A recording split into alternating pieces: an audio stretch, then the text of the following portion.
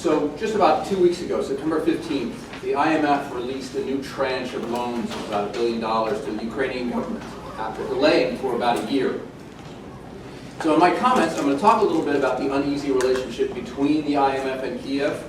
But I'm also then going to move on to talk about the economic activity that's taking place on the ground in the country while people in various capitals talk about whether real reforms have been introduced and whether the leaders in Ukraine have the political will to properly adopt these new reforms. But I'll start with the IMF Kiev story, which frankly has followed familiar contours.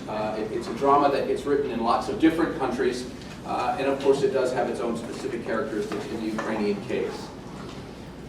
The main concerns of the IMF remain liberalization, stabilization, and some version of structural reform, with that last term being a little bit more amorphous than the first two. On liberalization, the Kiev government has performed reasonably well, right? They haven't tried to peg the hryvnia yet, although there's been talk about intervening in foreign exchange markets to keep it within a band, but they haven't taken a hard, heavy-handed administrative approach. They haven't imposed price controls, which frankly in some conditions could make sense in the short or medium term, but usually they're unsustainable in the long run. So they've done okay on liberalization from the IMF's perspective. On stabilization, frankly the macroeconomic indicators have been better than you might well have expected for a country at war and a country being so heavily criticized by the IMF. It looks like, for example, there has been growth in the past year, slight growth, but growth. Inflation is still fairly low for a country in these circumstances. The hryvnia has declined against the dollar over the past year, but it's done so at a slow rate. There haven't been precipitous drops, at least not yet. People seem to expect it around every corner, but not yet.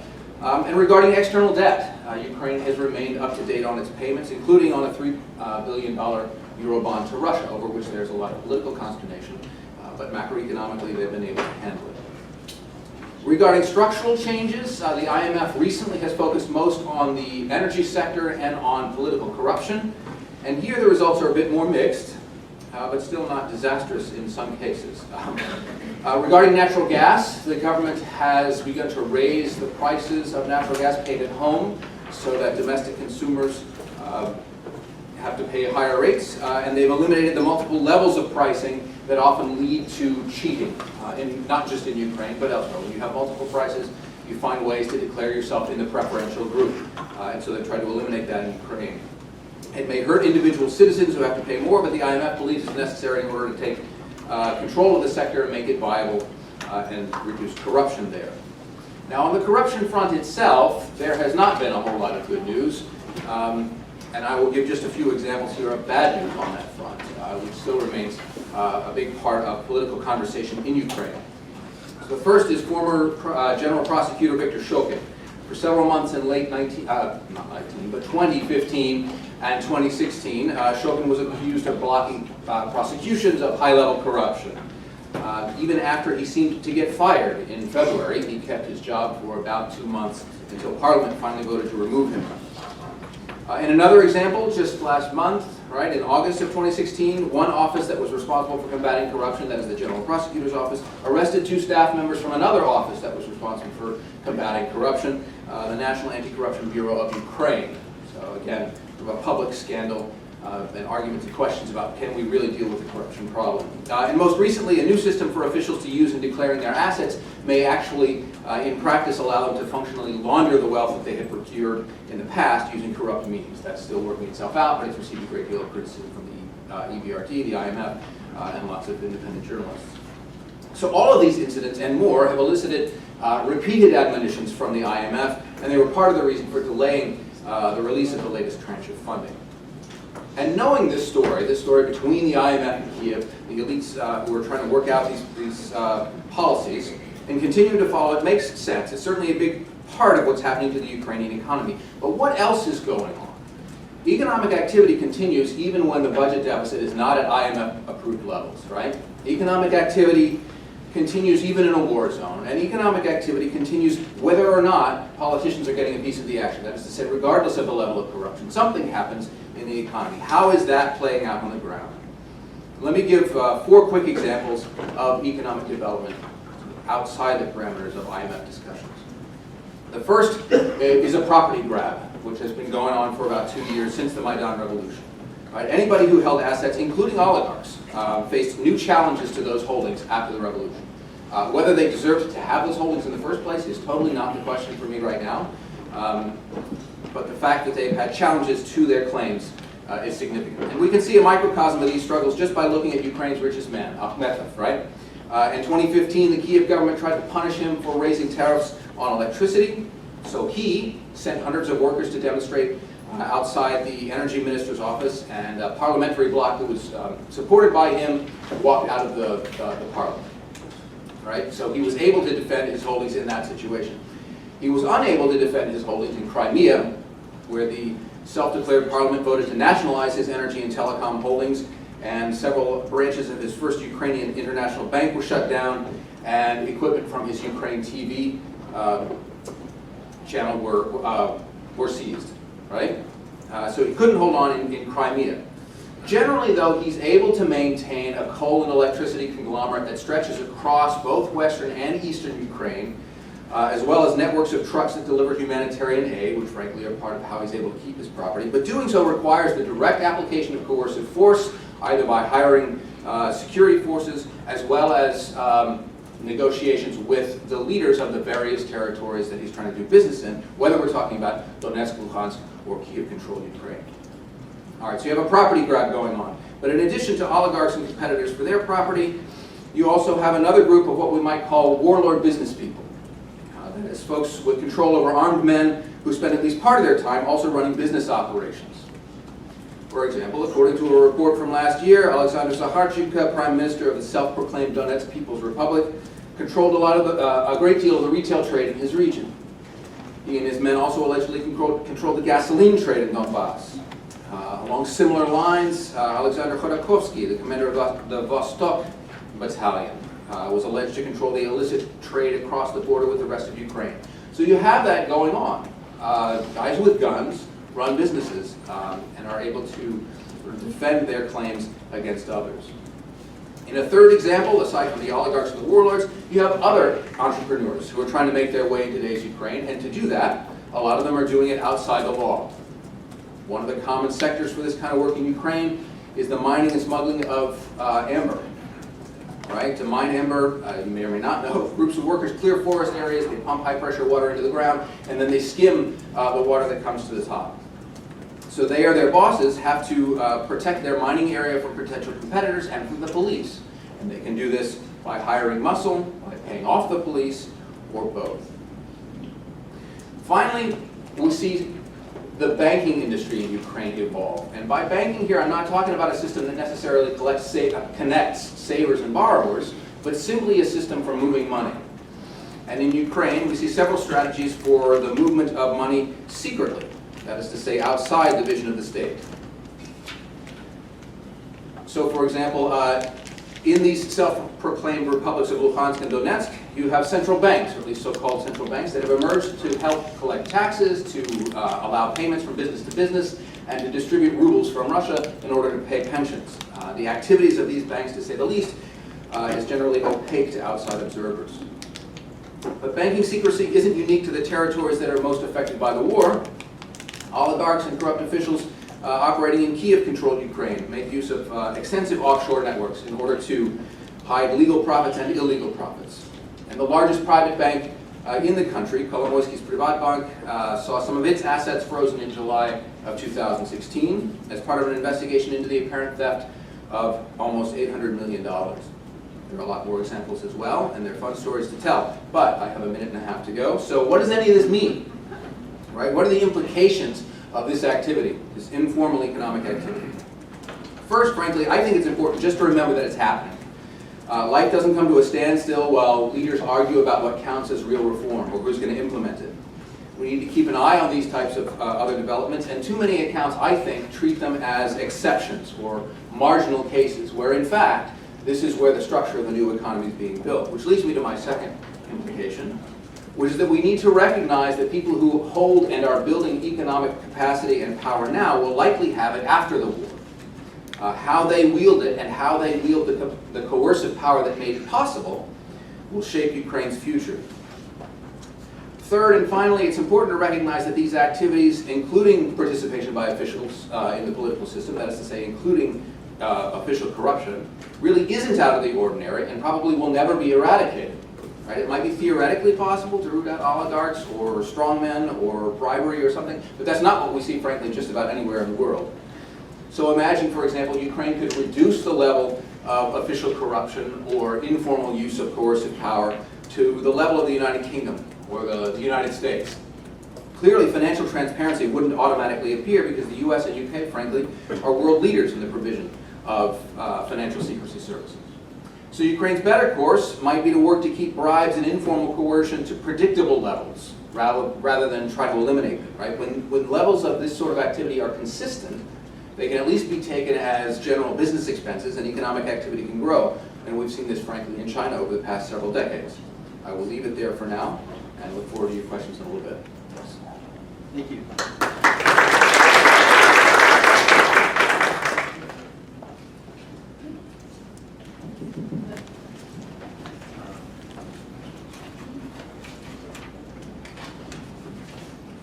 Okay, thanks. I'm just going to sit down so our speakers can monopolize the podium, as they should. Our next presentation is by Natalie Koch of Syracuse University and Anar Valiyev of University of Baku, and they will both participate in the presentation. And the title of their paper is Restructuring Extractive Economies in the Caspian Basin, Too Little, Too Late. Okay, thank you, Ted. So we are not going to monopolize the podium. We're going to be here in the corner. Let me know, is the volume okay in the back? Okay, great. So we will be speaking today about the three countries that we are labeling the Caspian Sea Basin states, Azerbaijan, Kazakhstan, and Turkmenistan. So for many of you who are familiar with this region know that each of them has quite substantial resource reserves. Natural resource reserves. So over the past decade or so, they have been quite successful in tapping into that resource wealth and had registered pretty significant GDP growth until around 2014, when we started to see what we will talk about today as a triumvirate of external shocks resulting effectively in essentially an economic crisis at present in each of these countries. And that has taken different shape, and the governments have dealt with that in varying ways. So we'll talk about the divergent paths that the Caspian Basin states have addressed this issue. So the three major reasons sort of in asking what is happening and why now that we call this triumvirate of external shocks is that first of all, what everybody is quite familiar with is the drop in world energy prices in the past several years. In addition to that, we've seen the collapse of the Russian ruble after US sanctions and other sort of international factors. And combined with that, the third element here is the recent slowdown in China's economic growth and energy demand since about 2015, perhaps beginning even before that. So for many of the countries in the region, diversification or economic diversification has meant looking for new oil markets. So we have seen a push to more trade with China, but as that demand is slowing, that has also sort of contributed to less than favorable economic outcomes for the states. So in 2015, we have seen GDP growth rates in Kazakhstan of 1.2%, 1.1% in Azerbaijan, and perhaps not entirely sure if this figure works out too well, but 6.5% in Turkmenistan, right? But compared to much higher rates of 8 to 10% average growth rates in the previous year. So as you can imagine, this is causing all sorts of problems, and there's been significant currency trouble.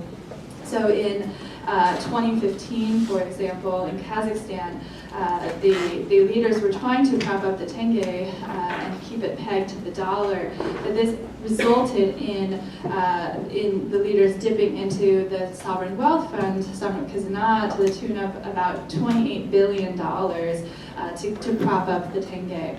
So in a rare sort of moment of insider criticism, the chief of the National Investment Corporation decried this massive drop in the national fund of 17%, saying that we are absolutely eating up the national fund, and that we've been lucky to the money that we have been lucky to accumulate is the only money that we have to capitalize on, and the government needs to reconsider the management of the national fund. So he was later sacked for his decision to sort of speak out about this.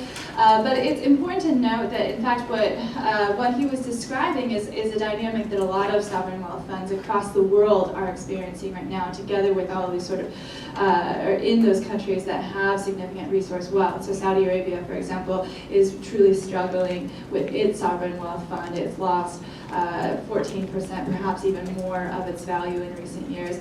Norway, for example, is tapping into its fund for the first time ever in 2016. So this is not just isolated here, but perhaps a bigger element of the dynamic of these sovereign wealth funds and how they are investing that money, which also perhaps maybe in not necessarily the best places. So the second element of our sort of posing the question of what is happening and why now is to think about how these governments in the Caspian Basin have been dealing with or using the resource wealth that they have been able to extract from their various industries. And by and large, what we have found in the region, I would say I'm not really a fan of the idea of the resource curse, but rather what we see is a strategic set of management decisions, and in fact a number of mismanagement decisions, and whereby we've seen in the past years a lot of sort of typical rentier state spending patterns where we see large infrastructure, very costly infrastructure development projects, and as Anar and I have written on in the past, huge amounts of money going into hosting mega events. Azerbaijan's recent European Games perhaps costing the government upward of $8 billion. Kazakhstan set to host the Expo 2017, a sort of second-tier world event, a world fair next summer that are expected to cost $3 billion. Who knows what that figure will work out to be. And in Turkmenistan, we've sort of seen a range of similar events, in addition to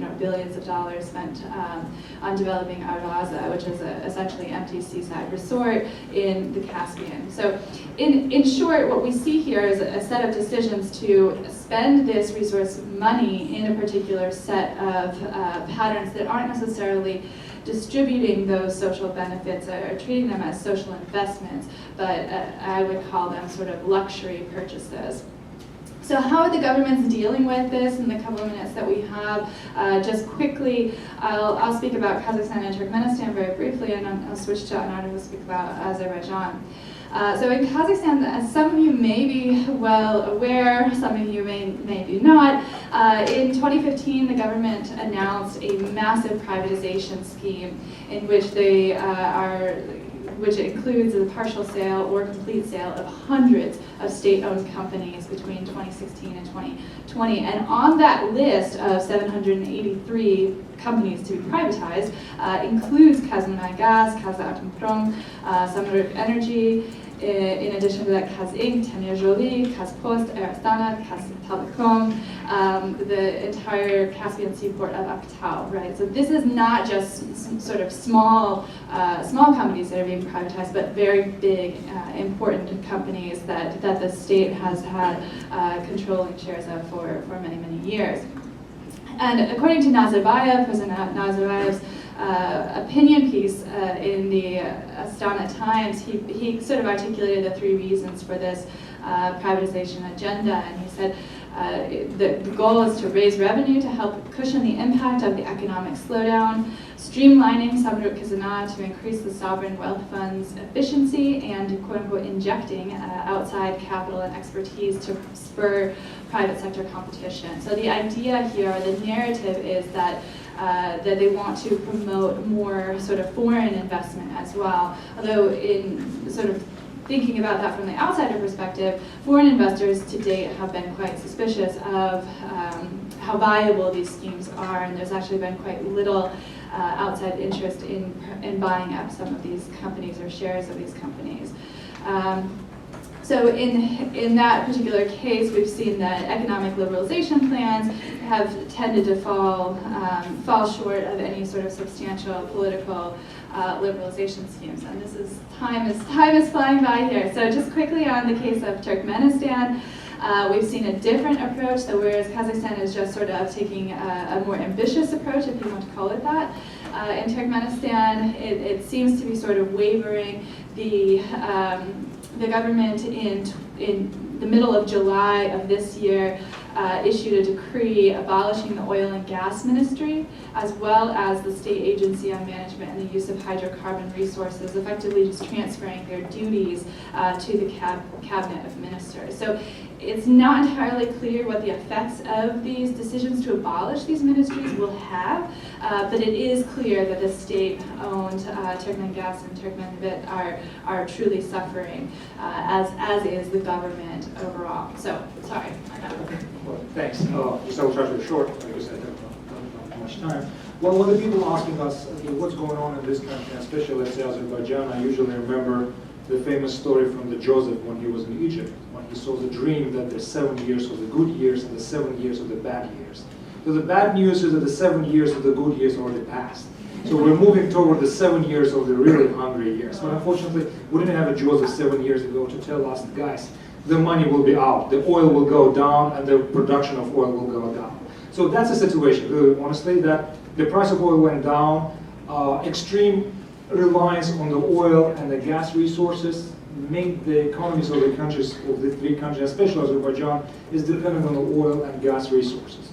I mean, only in 2000, let's say 13 or 14, 92% of Azerbaijani export was oil and oil-related products. And when the price went down, completely it was a shock for the government, and the government began to eat up all this oil farm. But what are they doing? I mean, the reason is fine. Everybody knows that what's the reasons about. It's not only about oil, but it's also the absence of an economic diversification of the economy. But what's the other problems? The other problems is also the three problems that the government do not right now address. The biggest problem is independent courts. No investment will come to the countries of the former Soviet Union as long as there is no independent courts that can just solve the problems. The second thing is competition. The nature of the economy of all Central Asian countries, even Russia and Azerbaijan, it's all purely monopolistic nature.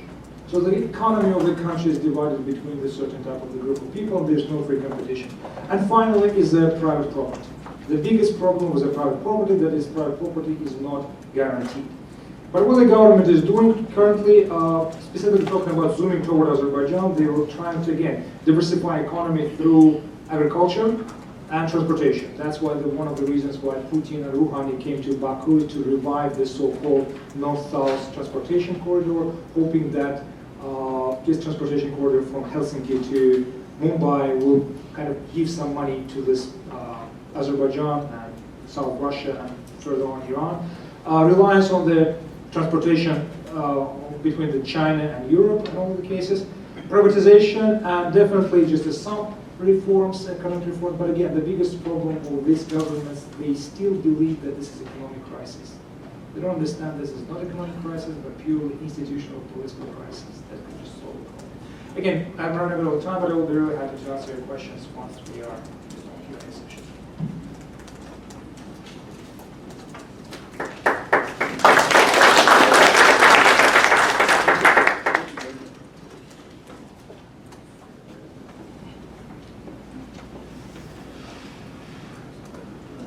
Thanks.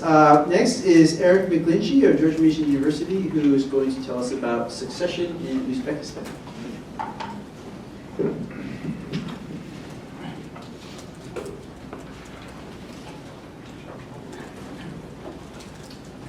Okay, thank you. It's kind of an anticlimactic moment. It's one we've been waiting for a long time, and now it's here, and nothing's changed. So what I'd like to do is I'd like to talk about 4 things that I think we're relatively certain of relating to Uzbek state, Uzbek society, Uzbek foreign relations, and Karimov's legacy. It's actually something that I feel certain of, although I think some people may disagree with that. And then, time permitting, I'd like to talk about 3 wild cards that I really don't know which way things are going to evolve, and actually could make things interesting in Uzbekistan. So first, as far as the state is concerned, I think I and a lot of other people have been saying that there's unlikely to be any substantive change as far as the regime is concerned. And a shorthand logic for that that I've been arguing is, if you look at the Uzbek political economy, it's one that's based on extreme patronage politics, where wealth accrues to those who are within the state. As a point of contrast, take a look at the Kazakh political economy, where you have considerable pockets of wealth outside of the state, independent economic elites.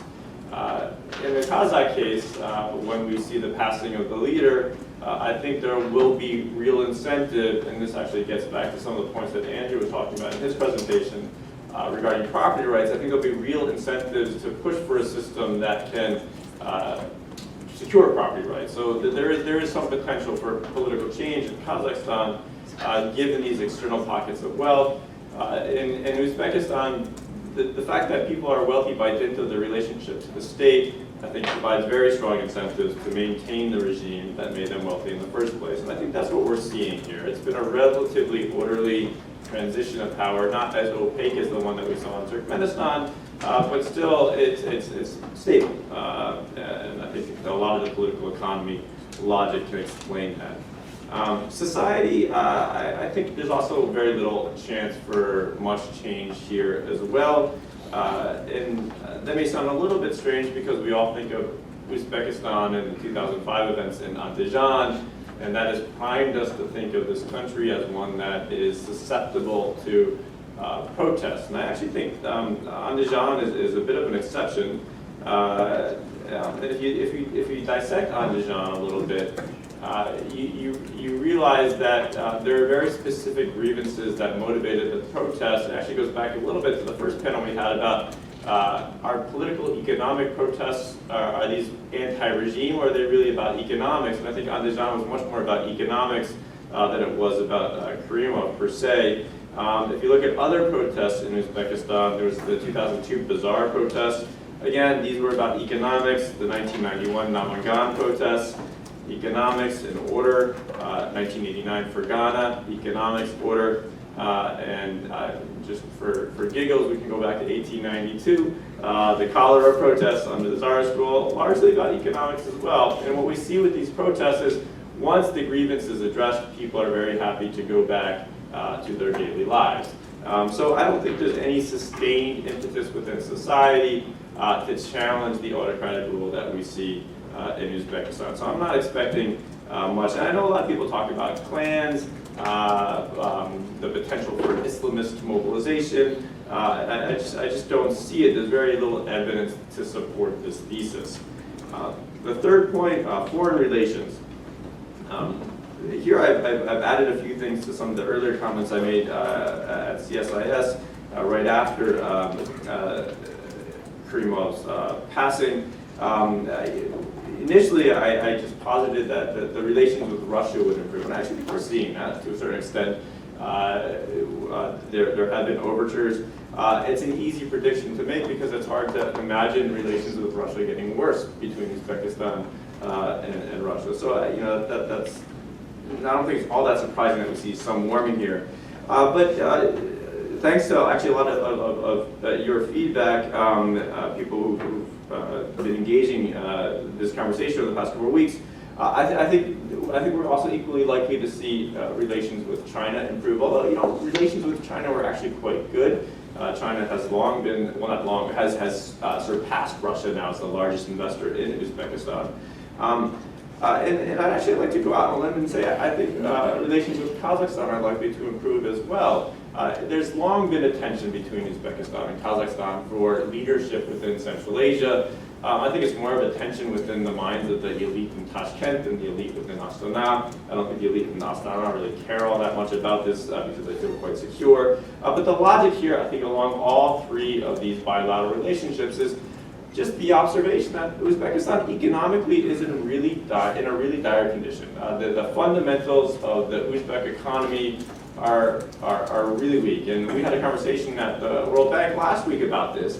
And one of the things that they're concerned about is how can the system of patronage politics be maintained given the ever-shrinking economic pie that we're seeing in Uzbekistan. So there is an impetus, if only at the economic level, to improve relationships. And Kazakhstan has been one of the larger investors in Uzbekistan. There's a lot of businessmen in Kazakhstan who would like to deepen the relationship. And I think it would be interesting to see whether or not we actually do realize this growing investment. And I do think the economic factor, bottom line, is an impetus for improved relations with these very important neighbors. One thing where people have might disagree, Karimov's legacy. This is the fourth non-wild card, the fourth thing that I'm relatively certain about. I would expect a dismantling of this legacy. We're beginning to see a little bit about this. We're actually seeing mixed messages. We've seen people who were disgraced in the former elite, former Karimov regime come back under the new government. So we're beginning to see indications that this might be happening. At the same time, we're seeing kind of strange monuments to the deceased leader. So I think the latest thing is they're naming the largest mosque in Tashkent after Karimov, and if you know Karimov's relationship with religion, this is particularly distasteful, I would say, particularly with Islam. But nonetheless, there's a push to name the largest mosque after him. I guess they got the first name right, but everything else wrong. But I think there's large incentive to dismantle the legacy, this optic notwithstanding. For no other reason than Mirziyoyev's got to build a new patronage network where people are loyal to him. And the logic of patronage rule necessitates, and we saw this in Turkmenistan, and we see this in other autocratic countries, a reshuffling. Now you have to be careful how much you reshuffle. In Kyrgyzstan, we saw in 2010 an attempt to reshuffle far too quickly and the instability that resulted. But I think we can see an expected gradual dismantling of this legacy, this personality cult in the coming years. Okay, I've got 2 minutes. Let me dive a little bit into these wild cards. Things that I, frankly, am not certain about, but I think we should be paying attention to. A lot of the stability in Uzbekistan since 1989, it's hard to believe he's been in power since 1989, but a lot of the stability that we saw under Karimov, I think, accrued because he controlled this very large, stable political elite. First the Communist Party, and then it was a presidential party. And one thing that I don't think we're all that sure of is how dependent this large party is on the persona of Karimov himself. One could imagine a situation where we see some fragmentation within this political elite, and then some potential instability. Now I realize this goes against the first argument that I was making about institutional continuity. That said, if you remove the persona of Karimov, there is some chance that we could see some fragmentation within the party. The second thing I'd point to is Tashkent's relationship with Uzbeks in the near abroad. Tashkent didn't intervene in 2010 in Kyrgyzstan. I'm not quite sure what Mirziyoyev's position would be in a similar situation where Uzbeks are being targeted in a neighboring country. I think there is some potential that he would have a different policy, and that would have pretty profound implications for regional stability. I think that is a little bit distressing to think about.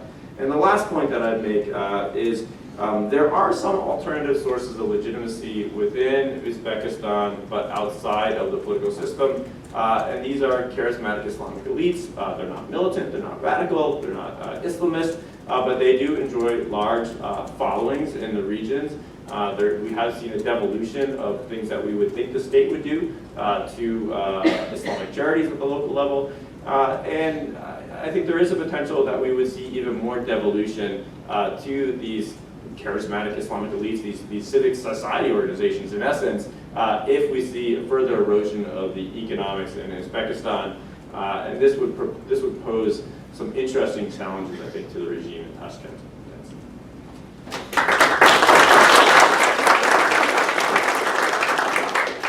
Okay, thank you very much. Our final presentation is by Georgi Derluguian of NYU Abu Dhabi, and he's going to tell us about ending the post-Soviet restoration in Armenia. Thanks. Except for the obviously Armenian last name, what is my connection, what could I say about Armenia? I always prided myself on knowing nothing about Armenian politics. I was asked by the PONARS, those of you who read my PONARS contributions know that I do swear, if I met Armenian politicians, I wouldn't be able to tell one from another. I don't know their faces. My main interest in the country is that my mother-in-law lives there, whom I visit regularly, and this is where I very much was hoping until recently to retire. And a very nice country. But since PONARS published my rather emotional observations last July, I guess I deserve another Celeste Wallander prizes for the highest number of hate mail hits.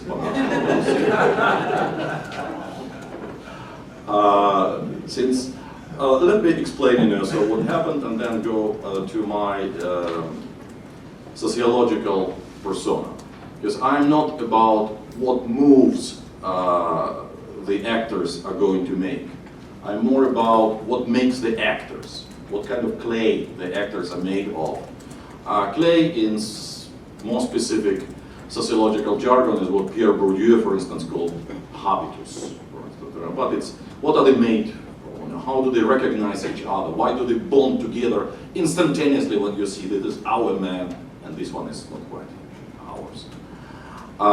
And what also is possible to make, not what they're going to make, but what is conceivably possible to make in the future. I think this is the only, if we can have any secure ground for predictions. So, what happened in 1991? There was a revolution, or rather revolutionary situation without quite a revolutionary outcome. Revolutionary situation in the sense that the old social structure cracked, and in Armenia, as actually in Georgia and to some extent in Azerbaijan, with amazing rapidity we saw the destruction of the old ruling elite. Kind of self-destructive. We study so many things, it's amazing, for 25 years, especially US foundations and government have been funding all sorts of research, except the most relevant ones, like on what happened to the old communist elites and to the old black marketeer, Soviet period black marketeer elites, for instance. And my feeling, and unfortunately it's a feeling, it's mostly uninformed by systematic data, that they suffered the highest number of fatalities actually in the population. They died out, quite literally. Lots of suddenly developing disease, and they're just no longer with us.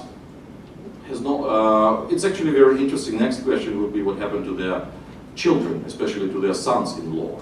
They tend to be quite enterprising using the capitals and networks accumulated in the family. Or as Emanuel Wallerstein famously said, elites never perish, but sometimes they take a time out for a generation. So what is going to happen with the grandchildren of communist elites and the communist era counter-elites? So those who came to power were, in the early 1990s, were very expectable arrivals. They were the people who spoke best at rallies. They were mostly intellectuals. In fact, a very narrow slice of intellectuals. They were mostly medievalist historians in Azerbaijan, in Armenia, and in Georgia, and in the North Caucasus. And I can go on to Bosnia. It's actually uncanny, what they had all studied back in the 1980s. And what do they become? So they handled national patrimony, literally in their hands. And that is actually very good training for becoming a tribune but it's apparently not extremely well preparation for becoming manager of a country in free fall. So majority of such, the first generation of talking intelligentsia lasted only a few months, if weeks. Armenia, however, was an exception. There they lasted nearly a decade, and they began learning.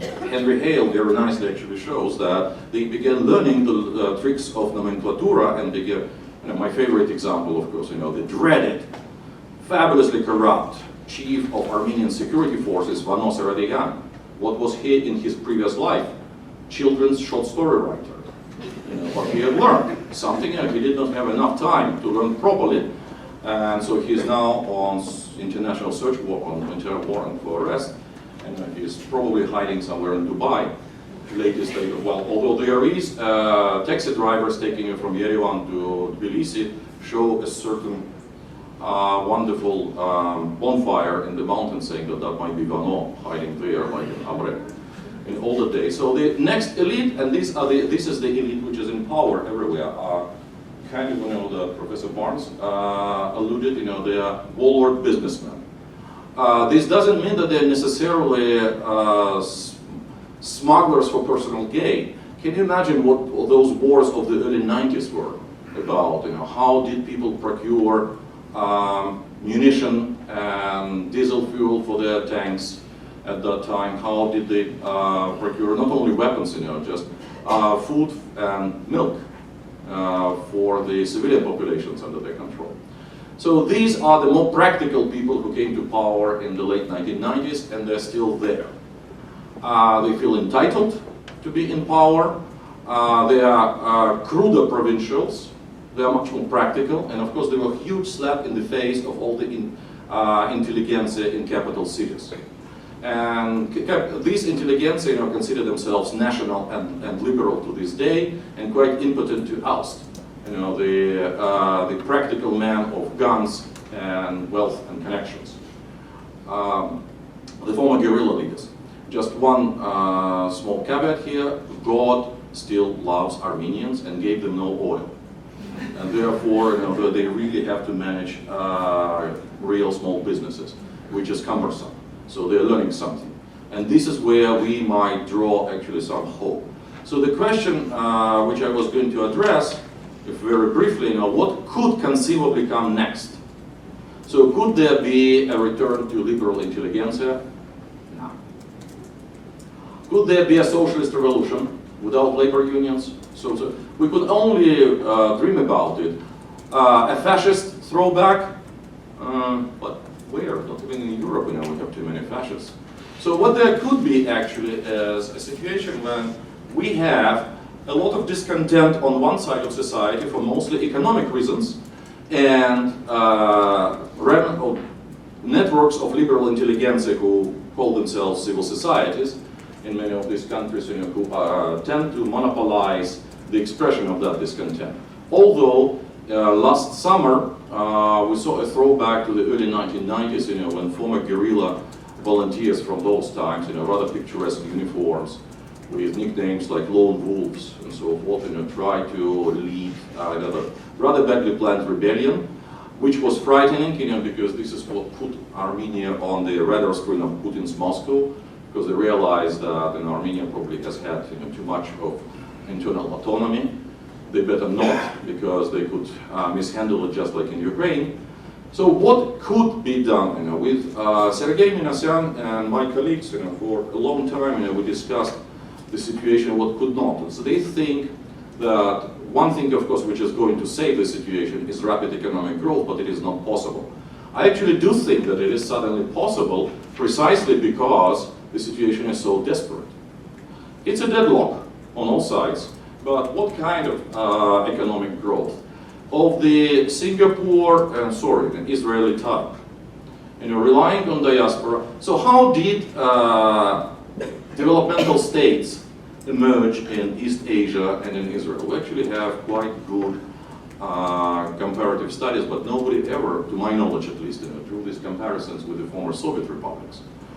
We actually know that really dire danger of external defeat and the danger of internal disintegration is what prompted, or as Dan Slater, my colleague in the University of Chicago, says there is nothing better to focus the brains of the elite than a communist insurgency in the outskirts of capital city.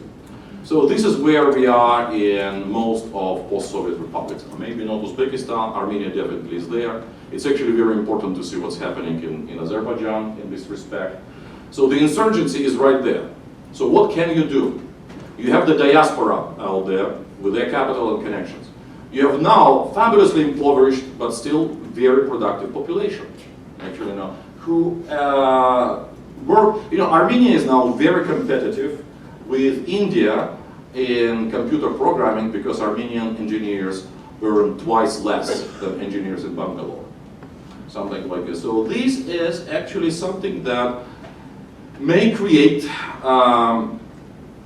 an engine for economic development, where would be the external market, mostly in Russia, like it or not. Mostly to some extent in the United States, but it will be mostly Russia.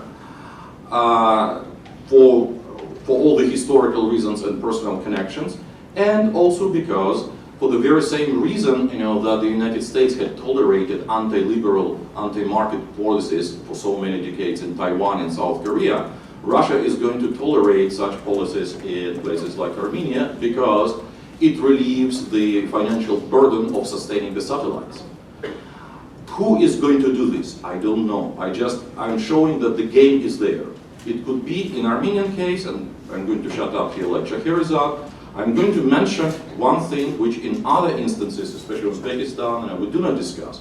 It's the army, the Huntingtonian caveat. In Armenia, we have the only post-Soviet army which has a history of military coup. We have a really professional army that has been sitting in trenches for more than 20 years now, and we know extremely little about that army. Thank you very much.